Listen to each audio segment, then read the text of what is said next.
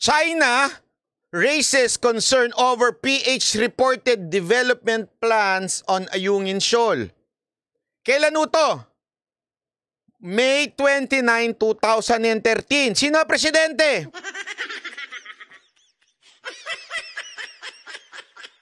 Si Pinoy. Sino ang backdoor negotiator? Si Asong Kanin. Tama, mali? Tingnan natin sa article. Tingnan natin yung article, Ito, sa baba. Ito yung sinabi ng ating, sino nagsabi? Defense Secretary Voltaire Gasmin. Nag-usap sila ng China Ambassador to Manila. Ito ang pinag-usapan nila.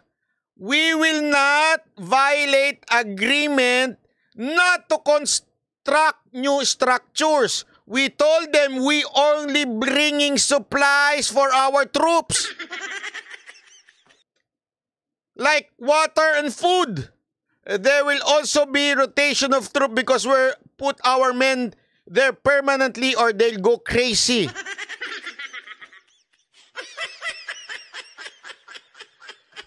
Tanungin ko kayo, bago pa nagkaroon ng tinatawag na gentleman's agreement si Duterte kay Xi Jinping, anong kasunduan? Ayan, ang linaw pa sa malinaw.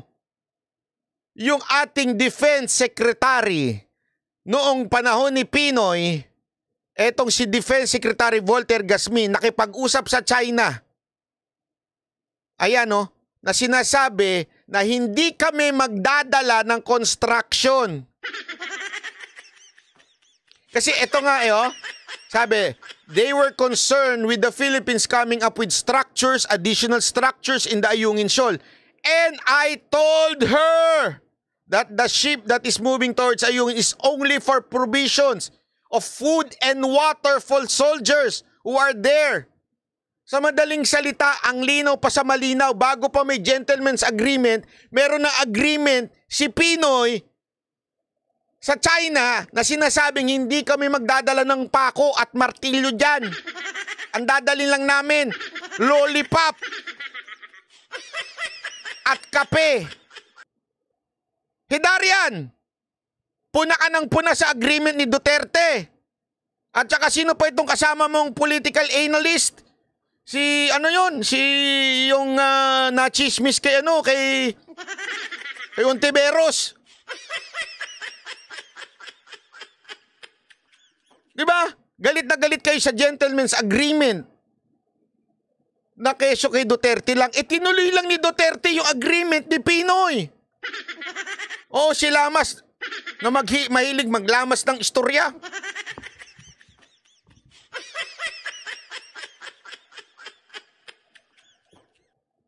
So kung nagagalit kayo sa ganong klaseng agreement, ba't di kayo magalit kay Aquino? Panahon niya yan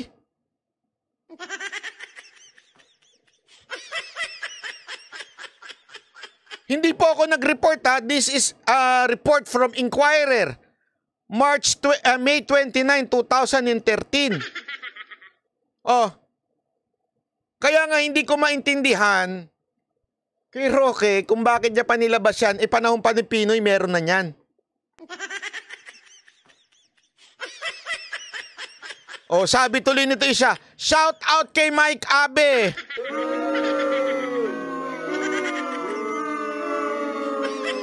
Mike Abe, sunog ka na naman. Kaya ka nawala sa seminar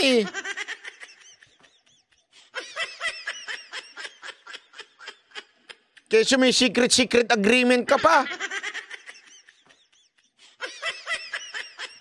Ito paano magiging secret agreement yan? Kung nilabas sa Inquirer.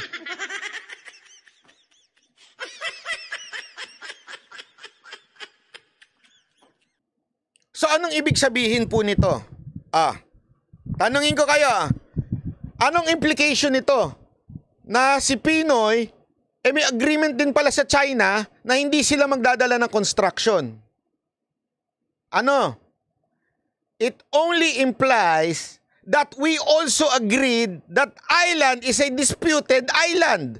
Kasi, again, if we are saying na there is finality on international body saying that that island is ours, hindi tayo papayag sa ganito. Bakit? Atin yun eh. Kung magtayo kami doon, wala kayong pakialam. O halimbawa, lupa mo yan. Sasabihin mo ba doon sa kapitbahay mo? Diba? Halimbawa lang, sa lupa mo yan, sasabihin mo ba sa kapitbahay mo? Pasensya na ha. Magdadala lang ako ng pagkain at ulam doon sa karpintero ha. Hindi naman ho kami magtatayo. Bakit? Kasi nasa korte pa, pinagtatalunan natin kung kanino to eh. Itong lupa na to, lupa na yan. Nasa korte pa. So, pasensya ka na. Hindi ko kami magtatayo. Baka akala mo nagdi-deliver kami ng mga pako, kahoy. Hindi. Nagpupunta lang kami dyan para dalhan lang namin yung caretaker ng pagkain at ulam.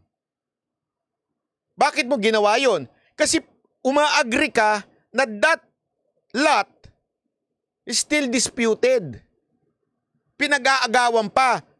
Pinaglalabanan pa. Umagri ka eh.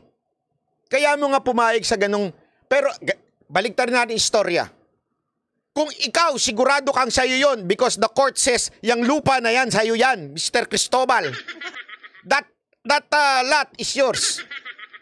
Magpapaalam pa kaya ako sa neighbor ko doon, sasabihin ko, magdadala lang ako ng construction dito ah. Kasi magtatayo na ako ng 5 palapag na bahay. Di ba hindi ka na magpapaalam? Why? Because the court decided that lot is mine. Under my name, Cristobal. Depende kung taga-Amerika, Cristobal. Pag ano ka, pag may lambing, Cristobal. Tama, mali. Kasi nga nagdesisyon na yung korte na sa akin yon. Kaya hindi ako magpapaalam kahit sino man. Kung anong gusto ko itayo dyan, kung gusto ko magtayo ng basement parking na walang building. Basement parking na walang building? Diba? Kung gusto ko, anong man ang gusto kong itayo dyan, swimming pool, parkehan, o ano man, akin yung lupa na yan eh. Kasi sabi ng korte, akin yan. Hindi ako magpapaalam doon sa kapitbahay ko doon. Tama, mali.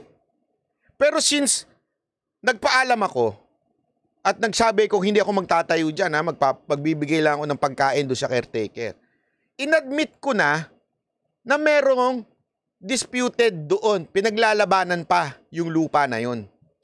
In other words, inadmit ng Aquino administration that island is still disputed. Nung ingay natin ngayon? Actually, hindi nga namin alam ba't kami nag-iingay eh. Bakit kami anti-China dito eh?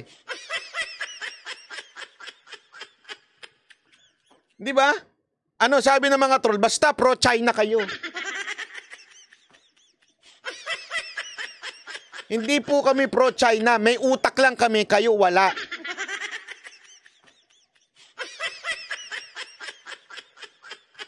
Alam mo, yan yung kasing paulit-ulit na sinasabi. May arbiter ruling. Sabihin nyo sa kanila, sa mga nagsasabing may arbiter ruling, pakita ho ng arbiter ruling. Ano nakalagay sa arbiter ruling? Ang linaw na nakalagay sa arbiter ruling po. Sinasabi doon yung tungkol lang, nothing to do. Okay? Nothing to do with kung kanino yon. Ang sinasabi lang dun sa arbiter ruling na yon yung dash line na yon ay mali.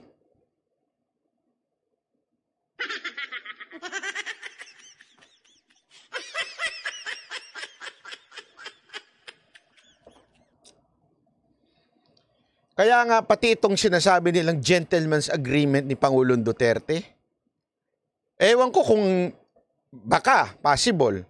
Alam din ni Roque ito, kaya niya biniring up yun para i-trap yung mga magsasabing, tang mo na may gentleman's agreement si Duterte at saka si Xi Jinping. Mga bobo pala kayo, mula pa lang noon may agreement na eh. Kay Pinoy pa lang may agreement na eh.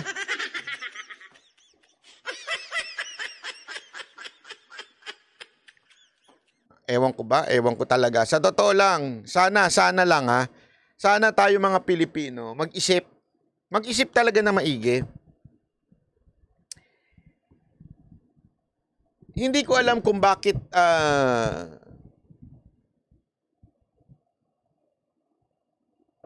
pilit yung China issue na yan. Parang nagkikreate sila ng hate sa mga Duterte kasi alam naman natin, pag sinabing Duterte, China. Yan ang kanilang yan ang kanilang propaganda eh. Basta Duterte, lover of China. Kaya nga tingnan mo, pati si Sara Duterte, iniistorbo sa pagtatrabaho kahit di naman niya trabaho ang magkomento, iniistorbo, ay mahal mo siguro China no? Kaya ka ganyan. Oh, di ba? Tapos pinapaulit-ulit pa sa video yung mga ads nila na nilalabas nila na nagcha-Chinese si VP Sara Duterte na nagki-create sila na pag Duterte, Chinese. Pag Chinese at China, Duterte. Yun ang kanilang pinalalabas eh. Di ba ho? Tapos, nagki-create ngayon sila ng galit against China for something na sa totoo lang nakakatawa. Bakit to kanyo? Yung barko doon, nasabi nga ni Roque, kung hindi yun ginagawa nung panahon ni Pangulong Duterte, malamang lumubog na yun. Which is totoo nga naman. Nakita nyo na ba itsura ng barko na yun? Sobrang kalakalawang na. So kung walang construction na dinala doon, malamang lumubog na yon. Kaya nga ang sinasabi ni Roque, hindi si Pangulong Duterte, wag ho natin pag-isahin yun hindi porket dati siyang spokesperson. Kung ano ang sabihin niya, gospel truth na yun ni Pangulong Duterte Ang sinasabi ni Roque, matalino daw si Pangulong Duterte kasi umagri siya na pagkain at tubig lang ang idadalhin doon at hindi mga equipment na pang-construct. Pero ang sinasabi ni Roque, malamang itinago na din doon sa loob ng kanin yung mga pako. Malay mo lang naman daw. Di ba malamang ganun ang nangyayari? Na kesyo naglagay lang daw tayo ng kunwaring ganun pero nagdadala rin naman tayo ng construction to build that bangka. Hindi ko maintindihan, why would you say that in public? So para mo sinasabi, niloko namin kayo, China.